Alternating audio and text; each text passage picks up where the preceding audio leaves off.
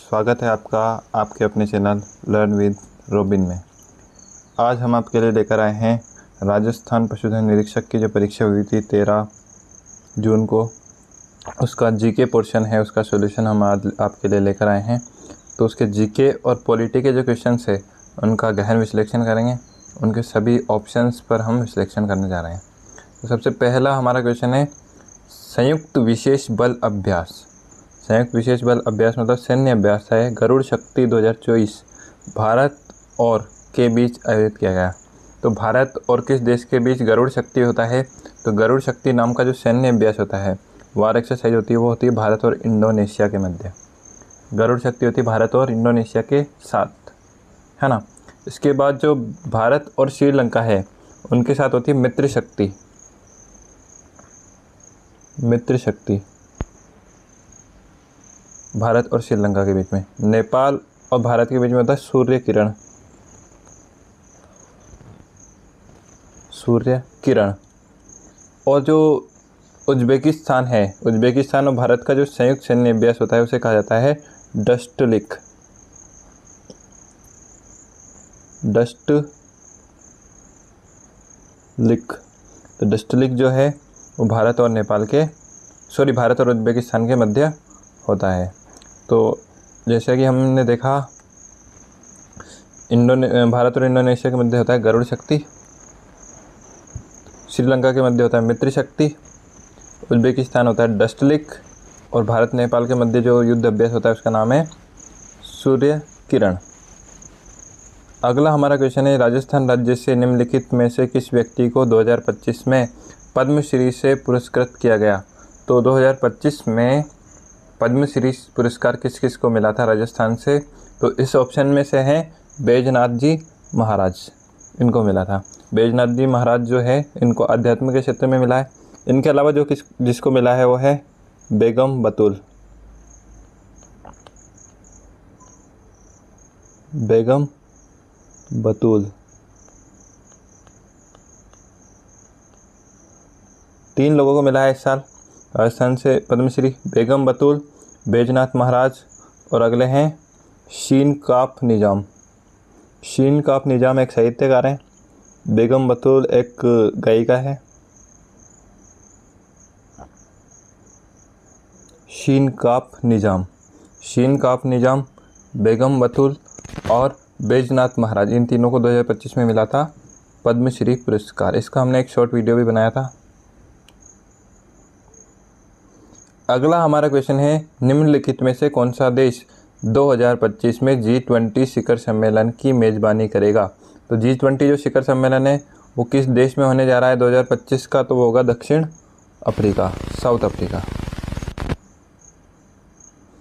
अगला हमारा क्वेश्चन है भारत के मुख्य चुनाव आयुक्त कौन है? तो भारत के मुख्य चुनाव आयुक्त कौन है? तो ये है हमारे ज्ञानेश कुमार जी। और अगर बात की जाए राजस्थान के मुख्य चुनाव आयुक्त, तो राजस्थान के कौन है? तो राजस्थान के होंगे नवीन महाजन।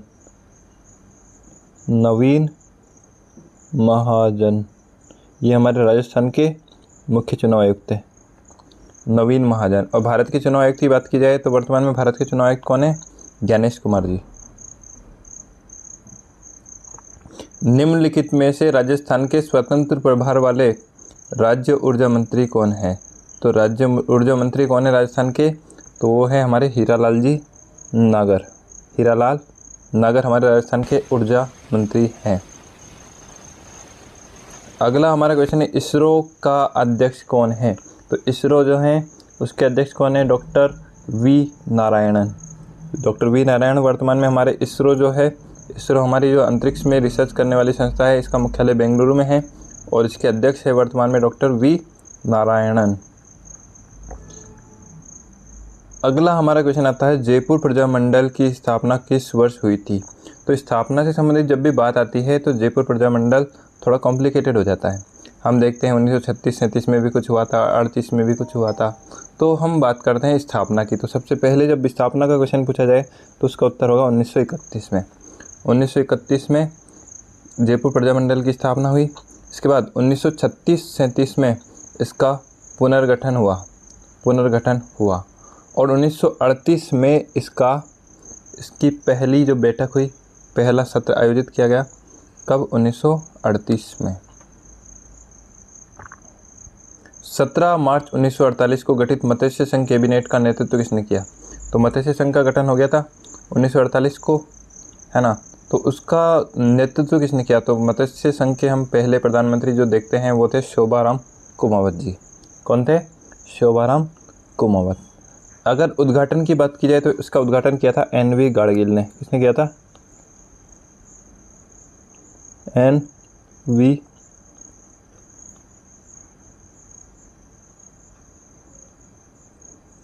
हमसे कभी कभी पूछ ले कि उद्घाटन किसने किया था मत्स्य संघ का, तो वो किया था एन.वी. गाडगिल नाम के जो व्यक्ति थे उन्होंने किया था। अगला हमारा क्वेश्चन है, थली गोडवाड़ी राजस्थान की किस बोली की उपबोलियाँ हैं? तो ये उपबोलियाँ किस बोली की है? तो ये हमारे मारवाड़ी की उपबोलियाँ हैं। मारवाड़ी जो भाषा है हमारी उसकी उपबोलियाँ हैं थली और गोडवाड़ी। प्रसिद्ध लोक नृत्य घुड़ला निम्न में से राजस्थान के किस क्षेत्र से संबंधित है? तो घुड़ला जो संबंधित है वो है जोधपुर से। घुड़ला महोत्सव मनाया जाता है जोधपुर में, और ये कब मनाया जाता है? चैत्र कृष्ण अष्टमी को, जब शीतलाष्टमी का दिन होता है तब मनाया जाता है। चैत्र कृष्ण अष्टमी को घुड़ला महोत्सव मनाया जाता है। इस दिन बांसुड़ा या शीतलाष्टमी होती है ना। चैत्र कृष्ण अष्टमी को मनाया जाता है जोधपुर में घुड़ला महोत्सव, है ना। कहाँ मनाया जाता है? जोधपुर में, सातल देव की याद में। किसकी याद में मनाया जाता है? सातल देव की याद में। अगला हमारा क्वेश्चन है, निम्न में से बिश्नोई संप्रदाय के संस्थापक कौन थे? तो बिश्नोई जो संप्रदाय रहा है उसके संस्थापक है हमारे जाम्बोजी। जाम्बोजी ने 29 नियमों का प्रतिपादन किया, इसलिए वो बिश्नोई कहलाए। अगला है लालदास जी। तो लालदास जी ने की थी स्थापना लालदासी संप्रदाय की, और जसनाथ जी ने की थी जसनाती संप्रदाय की स्थापना। अगला हमारा क्वेश्चन है, राजस्थान में प्रसिद्ध बैलगाड़ी मेला निम्नलिखित में से किस उत्सव के दौरान आयोजित किया जाता है? तो बैलगाड़ी मेला जो है किस मेले को कहा जाता है, ये पूछना चाह रहे हैं। तो बैलगाड़ी मेला जो है वो कहा जाता है, कौन से मेले को कहा जाता है? शीतला माता का मेला, जो चाकसू जयपुर में लगता है ना, शीतला माता का मेला।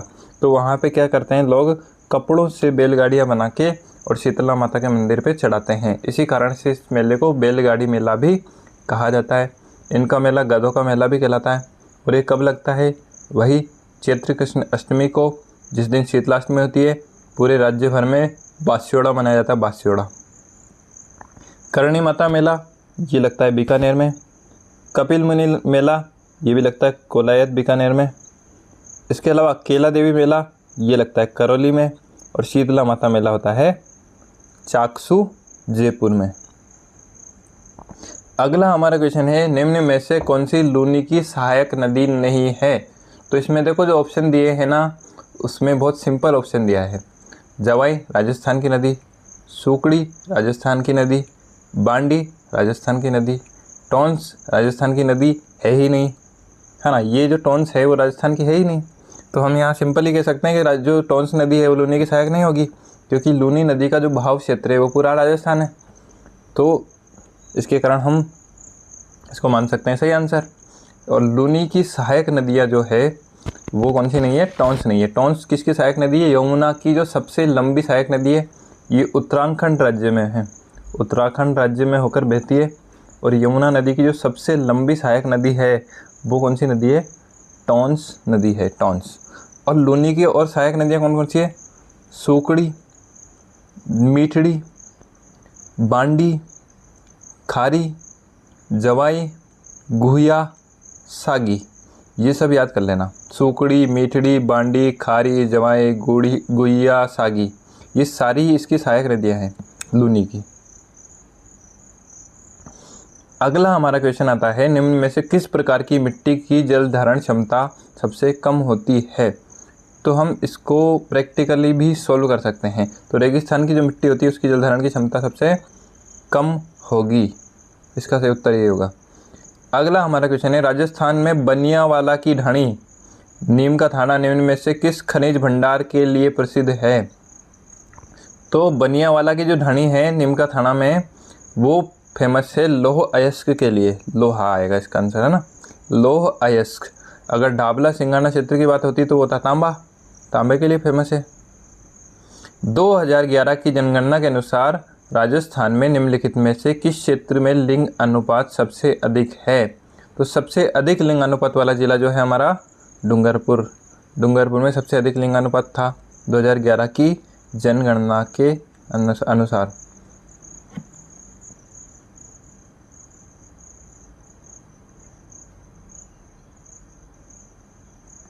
अगला हमारा क्वेश्चन आता है, आभानेरी में स्थित निम्नलिखित में से कौन सी बावड़ी सबसे अधिक कलात्मक है? तो ये सीधे सीधे यूँ नहीं पूछ के कि चांद बावड़ी कहाँ पे हैं या आभानेरी में कौन सी बावड़ी है, क्वेश्चन को थोड़ा सा घुमा दिया गया है ना। बाकी सभी बावड़ियाँ आभानेरी में है ही नहीं, ये तो अलग अलग जगह की बावड़ियाँ दी गई है। तो कौन सी बावड़ी है आभानेरी में? चांद बावड़ी है आभानेरी दौसा में। आभानेरी पड़ता है हमारा दौसा में, वहाँ पे एक बावड़ी है चांद बावड़ी जो अपनी कलात्मकता के लिए विश्व प्रसिद्ध है, दौसा चांद बावड़ी। भारत के संविधान में मौलिक कर्तव्यों की संकल्पना किस देश के संविधान से ली गई थी? जो हमारे मौलिक कर्तव्य हैं 11 वो किस देश से लिए गए थे? कि हमारे जो अधिकार हैं, मौलिक अधिकार हैं एक, तो दूसरे हैं हमारे मौलिक कर्तव्य। तो मौलिक कर्तव्य लिए गए थे यूएसएसआर। यूएसएसआर पूर्व में सोवियत संघ जो था उसे यूएसएसआर कहा जाता है शॉर्ट में। देखते हैं फ्रांस से क्या लिया गया था। तो फ्रांस से लिया गया था गणतंत्रात्मक व्यवस्था, है ना। गणतंत्रात्मक व्यवस्था वह व्यवस्था होती है जिसका सर्वोच्च पदाधिकारी जो होता है वो जनता के द्वारा निर्वाचित होता है। तो हमारा सर्वोच्च जो पदाधिकारी होता है वो राष्ट्रपति होता है। तो राष्ट्रपति जब जनता के द्वारा निर्वाचित होता है तो इसको गणतंत्रात्मक व्यवस्था कहा जाता है।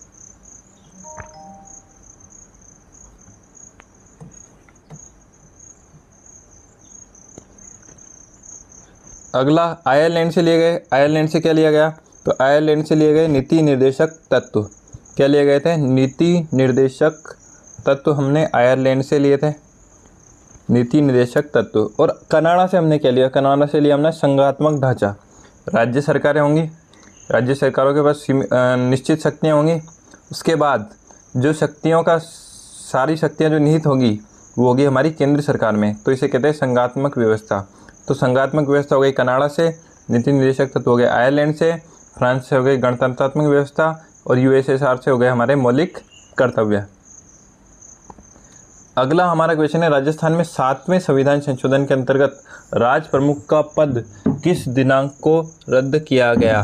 तो राज प्रमुख का जो हमारा पद था वो राज्यपाल को पूर्व में राज प्रमुख के नाम से जाना जाता था पहले, लेकिन कालांतर में इसको नाम बदल के राज्यपाल कर दिया। तो ये किस दिन हुआ था? तो हमारा 7वां संविधान संशोधन जब हमारा राजस्थान अपने वर्तमान स्वरूप में आया था उस दिन हुआ था 1 नवंबर 1956 को ये घटना हुई थी, है ना। राज प्रमुख के पद को समाप्त कर दिया। सरदार गुरुमुख सिंह निहाल सिंह हमारे पहले राज्यपाल बने और महाराणा भूपाल सिंह हमारे अंतिम राज प्रमुख थे, है ना। भारतीय संविधान के अनुच्छेद 164 के अनुसार किसी राज्य के मुख्यमंत्री की नियुक्ति कौन कर सकता है? तो देखो, राज्य के जो मुख्यमंत्री होते हैं उसको नियुक्त करते हैं राज्यपाल। अब मुख्यमंत्री होने की क्या योग्यता है? विधानसभा में बहुमत प्राप्त दल का नेता हो। तो राजस्थान में बहुमत का आंकड़ा कितना है? 101 सीट। 200 में से अगर किसी दल को 101 सीटें प्राप्त हो जाती है, उसका जो नेता होता है वो राज्यपाल के पास जाता है और कहता है कि मेरे को सरकार बनानी है ना। राज्यपाल उसको शपथ दिलाता है मुख्यमंत्री के तौर पर। तो मुख्यमंत्री की नियुक्ति कौन करता है? राज्यपाल करता है, अनुच्छेद 164 के अनुसार। इसी प्रकार से अनुच्छेद 74 के अनुसार लोकसभा में बहुमत प्राप्त दल के नेता को प्रधानमंत्री नियुक्त करता है राष्ट्रपति। अगला हमारा क्वेश्चन है, निम्नलिखित में से राजस्थान मानवाधिकार आयोग के अध्यक्ष कौन हैं? तो राजस्थान राज्य जो मानवाधिकार है आयोग है उसके अध्यक्ष थे न्यायमूर्ति गंगाराम मूलचंदानी। गंगाराम मूलचंदानी जी थे वो राजस्थान मानवाधिकार आयोग के अध्यक्ष थे। सूचना का अधिकार नियम 2005 के अंतर्गत A3 या उससे छोटे आकार के पेज पर सूचना उपलब्ध कराने का प्रतिपृष्ठ शुल्क है। तो हर पेज का कितना शुल्क होता है? तो 2 रुपये ये शुल्क होता है। अगला हमारा क्वेश्चन है, राजस्थान की आर्थिक समीक्षा 2024-25 में दिए गए अग्रिम अनुमानों के अनुसार वर्ष 2024-25 के लिए राजस्थान के सकल राज्य मूल्य वर्धित GSVA में निम्न में से किस क्षेत्र का योगदान सबसे अधिक है? तो इस क्षेत्र में योगदान है विनिर्माण क्षेत्र का, निर्माण क्षेत्र का। अगला हमारा क्वेश्चन आएगा, राजस्थान में आर्थिक समीक्षा 2024-25 के अनुसार वर्ष 2023-24 के दौरान राजस्थान में निम्नलिखित में से किस क्षेत्र का सबसे अधिक निर्यात था? तो सबसे अधिक निर्यात किसका था? तो सबसे अधिक निर्यात था हस्तशिल्प का। हस्तशिल्प ने जो निर्यात हुए थे उसका 65% जो राजस्व, मतलब 65% जो रुपए हैं वो हमारे हस्तशिल्प से आए हैं, हस्तशिल्प निर्यात करके, है ना। अगला हमारा क्वेश्चन है, राजस्थान की आर्थिक समीक्षा नीति 2024-25 के अनुसार निम्नलिखित में से कौन सी योजना राजस्थान में गरीबी उन्मूलन के लिए बैंकों द्वारा वित्त पोषित या समर्थित कार्यक्रम के रूप में सूचीबद्ध नहीं है? तो देखो, बैंकों द्वारा वित्त पोषित, इसमें ध्यान रखना है, बैंकों द्वारा वित्त पोषित या समर्थित। तो ऐसी कौन सी योजना है इनमें से जिसमें बैंक जाने का काम नहीं पड़ता हो? तो PM मुद्रा योजना, इसमें भी बैंक जाने का काम पड़ता है, लोन तो बैंक से ही देगा। नारी शक्ति उद्यम प्रोत्साहन योजना, इसमें भी लोन का काम है। नारी वंदना स्वनिधि योजना, इसमें भी बैंक का काम है। लेकिन आपने देखा होगा दीनदयाल अंत्योदय योजना जो है, इसमें 35 किलो गेहूँ मिलते हैं प्रत्येक परिवार को, जो अंत्योदय परिवार होता है। तो इसके अंतर्गत ये दीनदयाल जो योजना है, इसमें बैंक द्वारा वित्त पोषित कार्यक्रम नहीं है। तो इसका सही उत्तर हो जाएगा डी। अगला हमारा क्वेश्चन है, वर्ष 2024-25 के लिए मनरेगा के अंतर्गत अकुशल शारीरिक श्रमिकों के लिए नई मजदूरी दरें भारत सरकार के मंत्रालय द्वारा अधिसूचित की गई है। तो मनरेगा से संबंधित काम कौन सा मंत्रालय अधिसूचित करेगा? विद्युत मंत्रालय करेगा क्या? विद्युत मंत्रालय क्यों करेगा? क्योंकि लाइट का काम थोड़ी है। गृह मंत्रालय नहीं करेगा, गृह मंत्रालय का काम है आंतरिक शांति बनाए रखना। कृषि मंत्रालय नहीं करेगा, तो कौन सा मंत्रालय करेगा? ग्रामीण विकास का जो मंत्रालय है ना। तो मनरेगा योजना जो संचालित होती है वो ग्रामीण विकास मंत्रालय के द्वारा होती है। ग्रामीण विकास मंत्रालय क्या काम करेगा? गाँव में विकास करना। गाँव में विकास कैसे होगा? लोगों की आमदनी होगी। तो लोगों की आमदनी कैसे बढ़ती है? मनरेगा भी एक आमदनी का साधन है लोगों में, ताकि लोग गाँवों से पलायन नहीं करें, इसके लिए मनरेगा योजना चलाई गई थी। तो ग्रामीण विकास मंत्रालय इसका सही उत्तर होगा। चोली मध्यम सिंचाई परियोजना राजस्थान के किस स्थान से संबंधित है? तो यह झालावाड़ से संबंधित है ना। चोली जो सिंचाई परियोजना है ना, ये झालावाड़ में जो पीड़ावा में हिम्मतगढ़ डैम है उसको कहा जाता है चोली मध्यम सिंचाई परियोजना, है ना। सबसे ज़्यादा सिंचाई परियोजनाएं हैं झालावाड़ की है। आप कभी भी किसी भी एग्ज़ाम में जब सिंचाई परियोजनाओं की तैयारी कर रहे हो तो झालावाड़ की सिंचाई योजनाओं को ज़रूर पढ़ें, क्योंकि अधिकतम सिंचाई परियोजनाएं झालावाड़ की ही पूछी जाती है अधिकतर। तो आप ये पता लगा लें कौन सी झालावाड़ की है और कौन सी झालावाड़ की नहीं है ना। बूंदी में कुछ एक हैं, कोटा में भी कुछ है, लेकिन सबसे ज़्यादा राजस्थान में अगर सिंचाई परियोजनाएं कहीं हैं तो वह झालावाड़ में। भारत के ग्रामीण विकास के लिए बुनियादी कार्यात्मक इकाई क्या है? तो ये तो बिल्कुल लड्डू क्वेश्चन था, गांव। ग्रामीण विकास की बुनियादी कार्यात्मक इकाई क्या होगी? गांव होगा। अगला हमारा क्वेश्चन है, निम्नलिखित में से किस खिलाड़ी को 2024 में मेजर ध्यानचंद खेल रत्न पुरस्कार प्राप्त हुआ? तो ये जो ऑप्शन है इसमें दो लोगों का नाम है, तो दो ऑप्शन सही है इसमें हरमनप्रीत को जर्मनप्रीत कर रखा है, लेकिन ये जो हरमनप्रीत है ना, इसको जर्मनप्रीत कर रखा है। हरमनप्रीत सिंह भारतीय हॉकी के कप्तान थे, उनको भी इस साल मिला था ध्यानचंद खेल रत्न पुरस्कार। और प्रवीण कुमार जो पैरा एथलीट थे, इनको भी मिला था। तो इसके अनुसार अगर हम जर्मनप्रीत को गलत वर्तनी माने तो प्रवीण कुमार सही है, लेकिन दोनों ही यहाँ पे फिट बैठते हैं। इस साल का जो मेजर ध्यानचंद खेल रत्न पुरस्कार है वो किन खिलाड़ियों को मिला ये भी देखते हैं। तो एक तो मिला था मनु भाकर को, मनु भाकर। एक हमारे जो शतरंज के खिलाड़ी थे डी गुकेश, जिनका नाम आप सभी ने सुना होगा, बहुत बड़े स्टार हैं डी गुकेश शतरंज के अभी वर्तमान में। तो डी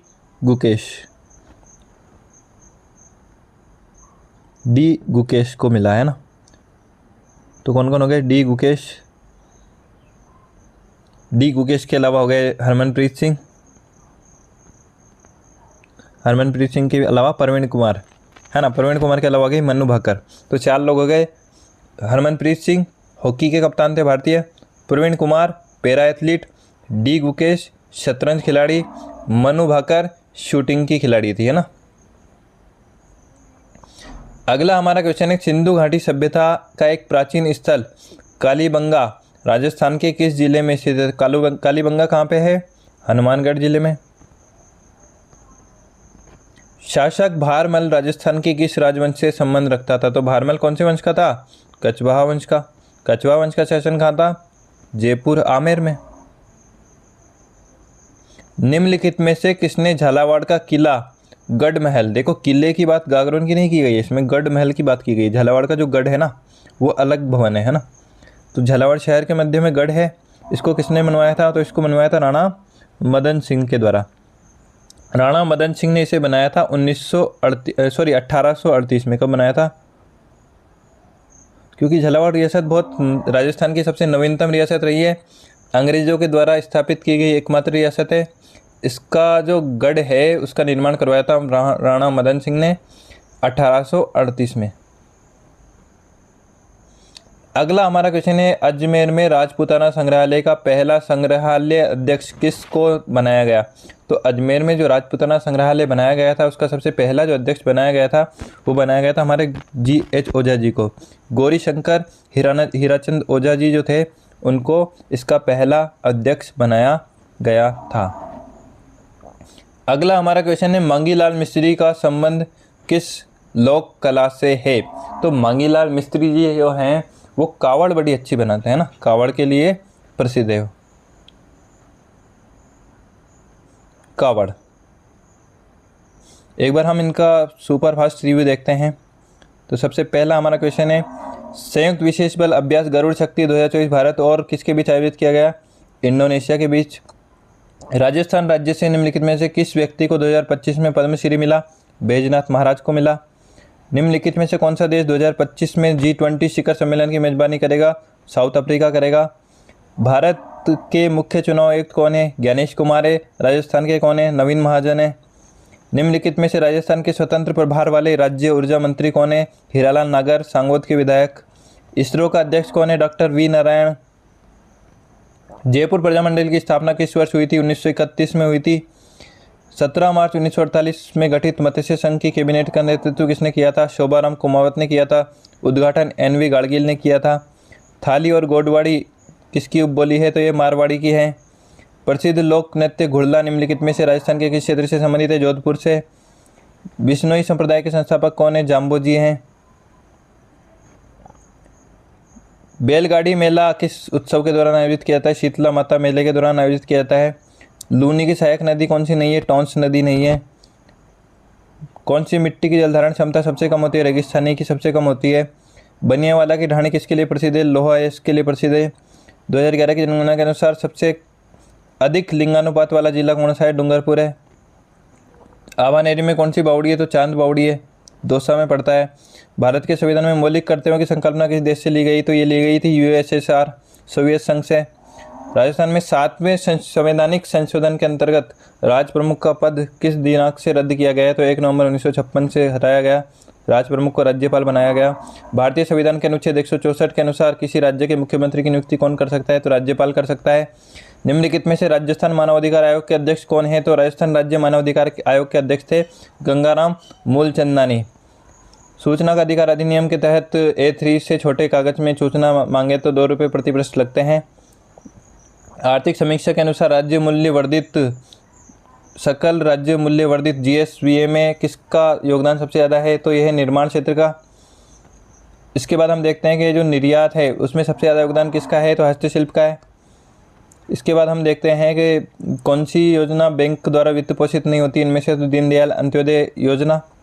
इसके बाद देखते हैं 2024-25 के लिए मनरेगा में जो नई दरें हैं उसको किसने अधिसूचित किया है? तो ये किया था ग्रामीण विकास मंत्रालय द्वारा। इसके बाद होगा 44 सिंचाई परियोजना झालावाड़ में है।